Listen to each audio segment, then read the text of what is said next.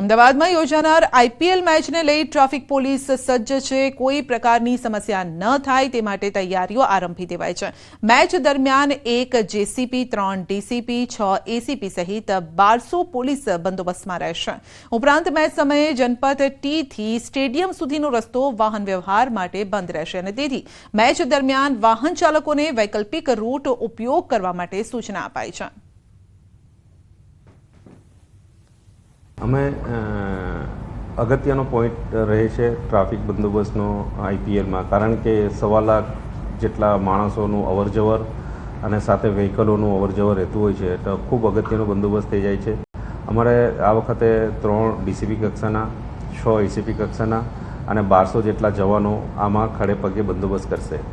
આ અંદર અમે જાહેરનામું બી બહાર પાડીએ છીએ। જનપથ ટી છે, જનપથ ટીથી મોટેરા સ્ટેડિયમ સુધી વ્હીકલોને અવર જવર માટે અમે પ્રતિબંધ માટેનું જાહેરનામું આપીએ છીએ અને અમે એની જાહેરાત પણ કરીએ છીએ। છોટાઉદેપુર આરોગ્ય વિભાગ હવે ભુવાઓના ભરોસે। ટીબીના દર્દીઓને શોધવા ભુવાઓની મદદ લેવાય। ટીબીના દર્દીઓને શોધી સારવાર આપવા માટે ભુવાની મદદ માટે ભુવાઓને 1000 રૂપિયાનું ઇન્સેન્ટિવ ચૂકવાય છે। આરોગ્ય વિભાગ પાસે જિલ્લામાં 742 ભુવા નોંધાયેલા છે।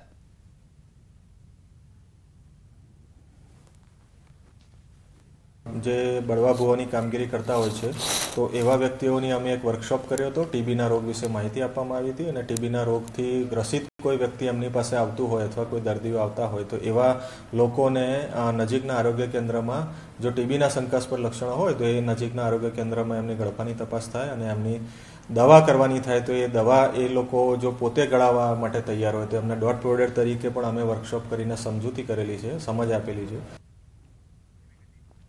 તો અશિક્ષિત ભુવાઓ પર વધુ ભરોસો રાખતા પહેલ છોટાઉદેપુરમાં।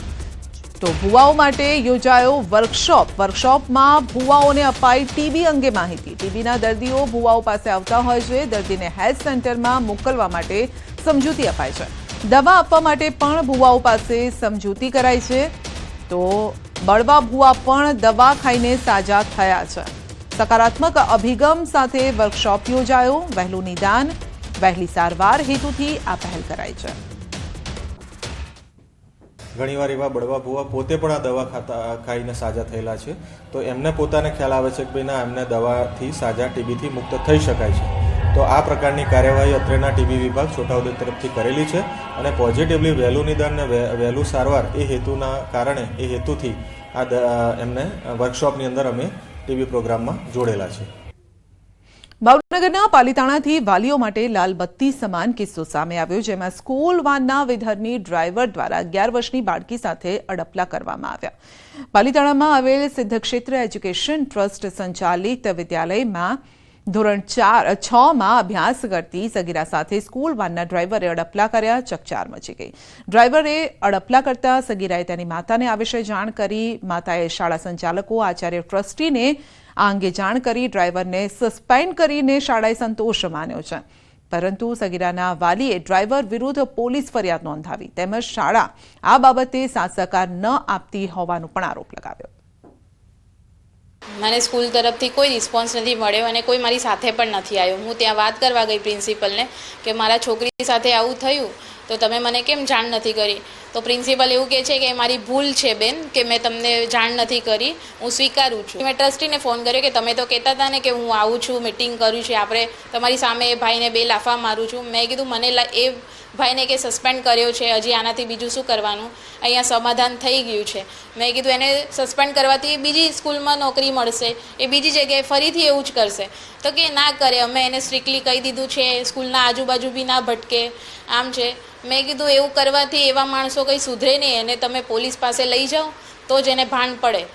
તો કે એવું બધું કંઈ કરવું નથી ને તમારે જે કરવું હોય એ કરો અને કે અહીંયાથી જતા રહો એમ, અહીંયા આ બધું ના કરો સ્કૂલમાં, અમારે એક્ઝામ ચાલે છે ને તમારે બહાર જઈને જે કરવું એ કરો। મને એવી રીતે એ લોકોએ કાઢી મૂક્યા ત્યાંથી સ્કૂલમાંથી। સ્કૂલ વેનના ડ્રાઈવર જાહિદ ઇકબાલ કાજી કે જેઓ ઇકો ગાડીની અંદર બાળકોને લાવવા લઈ જવાની કામગીરી કરે છે।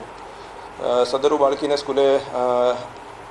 સ્કૂલે મૂકવા જતી વખતે બાળકીને એકલતાનો લાભ લઈ તેમની સાથે અડપલા કરવામાં આવ્યા હતા સદરુ બનાવની જાણ તેમના મમ્મીને થતાં તેમના મમ્મી દ્વારા વાલીતાણા પોલીસ સ્ટેશનનો સંપર્ક કરી અને BNSની કલમ 75(2) તથા પોક્સોની કલમ 8, 10, 12 અને 18 મુજબનો ગુનો છે એ દાખલ કરવામાં આવ્યો હતો. આ બાબતે CCTV તથા ડ્રાઈવરનું જે અગાઉની જે વર્તણૂક છે એ કઈ રીતની છે અથવા તો અન્ય જે વાલી છે અથવા તો બીજા કોઈ વિદ્યાર્થીનીઓ અથવા તો બાળકો